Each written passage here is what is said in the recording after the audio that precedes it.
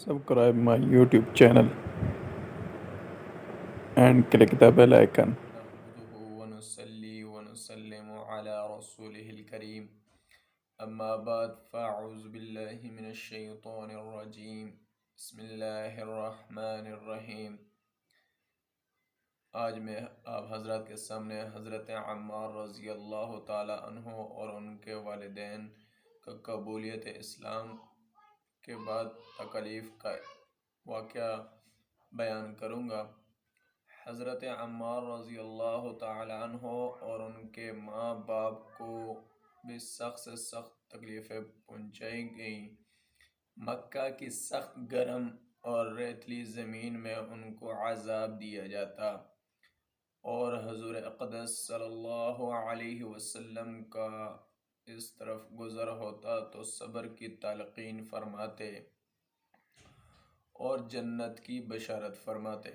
آخر ان کے والد حضرت یاسر رضی اللہ تعالی عنہ اسی حالت تکلیف میں وفات پا گئے کہ ظالموں نے مرنے تک چین نہ لینے دیا اور ان کی والدہ حضرت سمیہ رضی اللہ تعالی عنہ کی شرمگاہ میں ابو جہل ملعون نے ایک برچہ مارا جس سے وہ شہید ہو گئیں، مگر اسلام سے نہ ہٹیں۔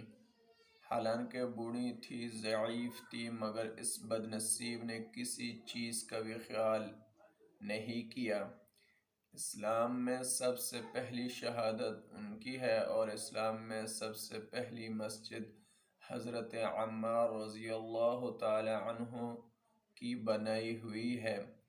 جب حضور اقدس صلی اللہ علیہ وسلم ہجرت فرما کر مدینہ تشریف لے گئے تو حضرت عمار رضی اللہ تعالی عنہ نے کہا کہ حضور صلی اللہ علیہ وسلم کے لیے ایک مکان سایہ کا بنانا چاہیے جس میں تشریف رکھا کریں، دوپہر کو آرام فرما لیا کریں اور نماز بھی سایہ میں پڑھ سکیں۔ تو قباء میں حضرت عمار رضی اللہ تعالی عنہ نے اول پتھر جمع کیے اور پھر مسجد بنائی۔ لڑائی میں نہایت جوش سے شریک ہوتے تھے۔ ایک مرتبہ مزے میں آ کر کہنے لگے کہ اب جا کر دوستوں سے ملیں گے، محمد صلی اللہ علیہ وسلم اور ان کی جماعت سے ملیں گے۔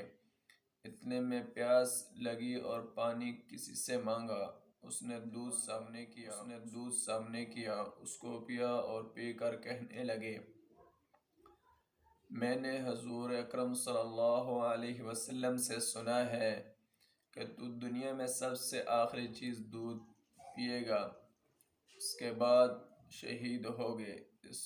اس وقت 94 برس کی عمر تھی، بعض نے ایک آدھا سال کم بتلائی ہے۔ معززین کرام، ہمیں اللہ تعالیٰ کا ہر ساتھ، ہر سیکنڈ، ہر منٹ اللہ رب العزت کا شکر ادا کرنا چاہیے جس نے ہمیں مسلم گھرانے میں پیدا کیا اور اسلام کی دولت ہمیں عطا فرمائی۔ اس کا جتنا بھی شکر ادا کریں کم ہوگا۔ وَمَا عَلَيْنَا إِلَّا الْبَلَاغُ الْمُبِينُ۔